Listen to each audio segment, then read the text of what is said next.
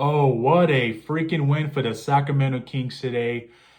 Big time win on the road against the Cleveland Cavaliers. Final score from Cleveland 120 to 113. Zach Lavine took over this game in the fourth quarter. Big time baskets made by Lavine. DeRozan was big time as well, and Sabonis as well.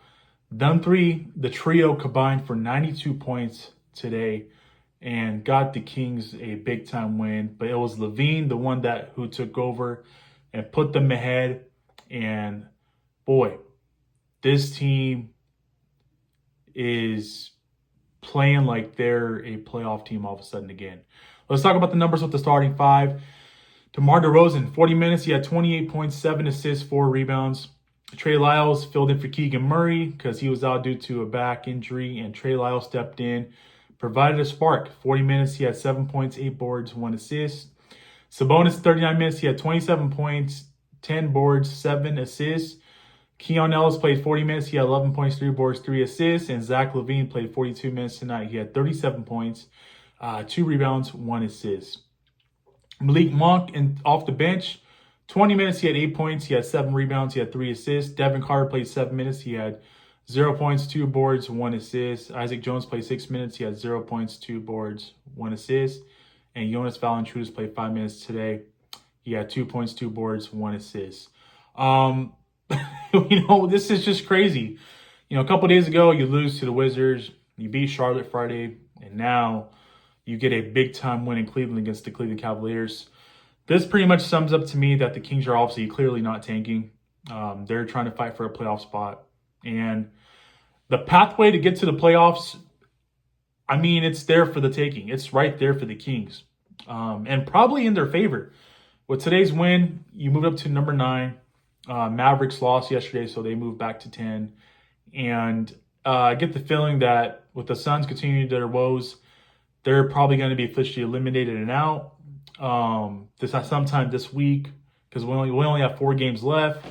And I think it's going to be a Kings and Mavericks play-in tournament, first matchup, 9 versus 10. And the Kings, the pathway's there, man. You beat Dallas in the play-in, whether that's on the road, whether it's at home. Obviously, I want it to be at home. And then you go on to the winner. Your winner advances, most likely it will hopefully be the Kings. And then you go onto the road to play the winner of the Grizzlies and the Clippers. I'm hoping it's the Grizzlies because the Clippers are a really good basketball team.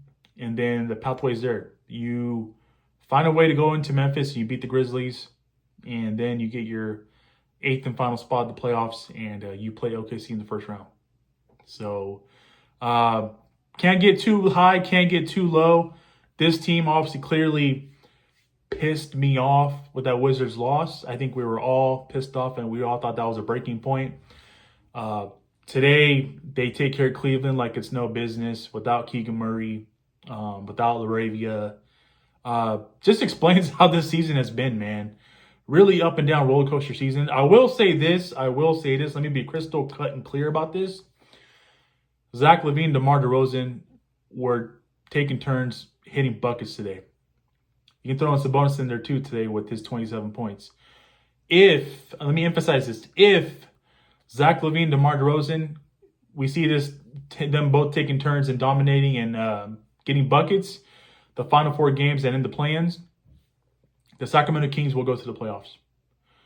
They are hard to beat when DeMar DeRozan and Zach Lavine are taking turns and trading baskets with one another, and especially the way Zach Lavine took over today in Cleveland against the best team in the Eastern Conference and the Cavaliers.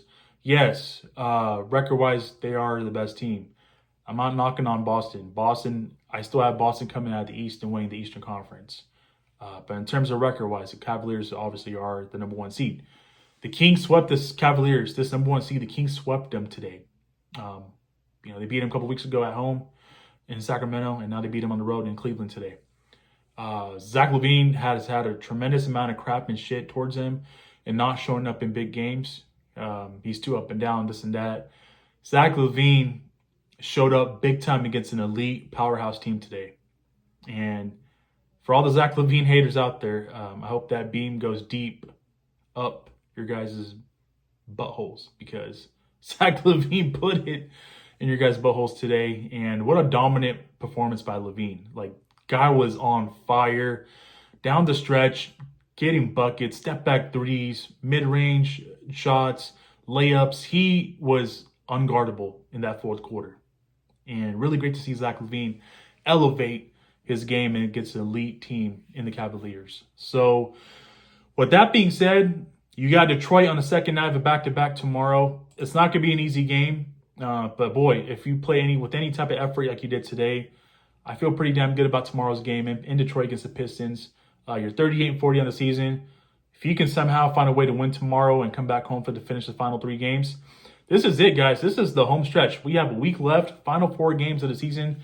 Week from today, it's all over. The season is over. You play Phoenix in the season finale.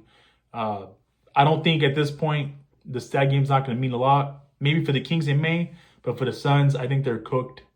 But I really do think that I really hope it doesn't come down to the last game of the season when it comes to the Kings. I think that you win tomorrow, you find a way to win this upcoming week against the Nuggets and the Clippers.